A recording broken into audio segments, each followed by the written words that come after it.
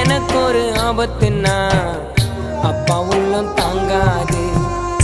எனக்கு ஜுரம் வந்தா எங்க அம்மா தூங்காது. நம்ம நல்லா இருக்கணும்னு அப்பா அம்மா நினைப்பாங்க. ரோட்டில் உழைப்பாங்க, உச்சி வெயிலில் உழைப்பாங்க, உயிரையும் கொடுப்பாங்க. அம்மா அப்பா அம்மா அப்பா.